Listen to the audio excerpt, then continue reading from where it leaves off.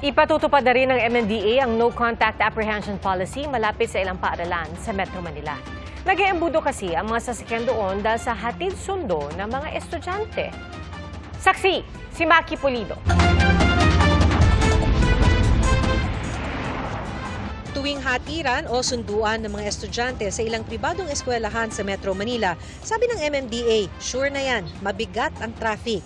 Sa Ateneo de Manila pa lang sa Quezon City, nasa 14,000 na mga sasakyan ang labas-pasok ng school compound buong araw. Sa dami rin ng mga sasakyan ng estudyante sa Lasal Green Hills, halimbawa, minsan nagiging parking space na ang Ortigas Avenue sa San Juan. Nagiging choke points.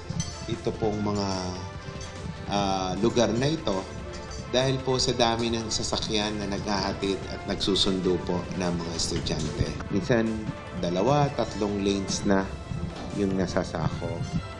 Ang solusyon ng MMDA, No Contact Apprehension Policy o NCAP.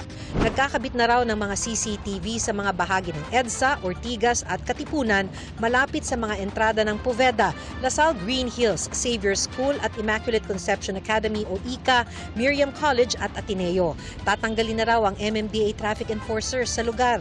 Yung mga enforcers namin, hindi rin namin alam kung nababribe ba sila, may maintenance ba sila, kaya pinahayaan nila na hindi enforce strictly yung traffic rules. Hindi naman namin mabantayan yung tao namin then 24/7. That's why nga, instead of enforcers, ang ilalagay na namin CCTV cameras.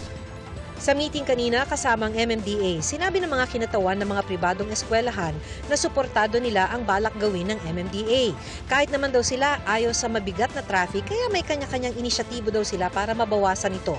Magsasagawa lang daw muna ng mga one-on-one meeting para mahimay ang guidelines at kung ano ang masisita sa NCAP bago ito tuluyang ipatupad. Para sa GMA Integrated News, ako si Maki Pulido, ang inyong saksi. Mga kapuso, maging una sa saksi. Mag-subscribe sa GMA Integrated News sa YouTube para sa iba't ibang balita.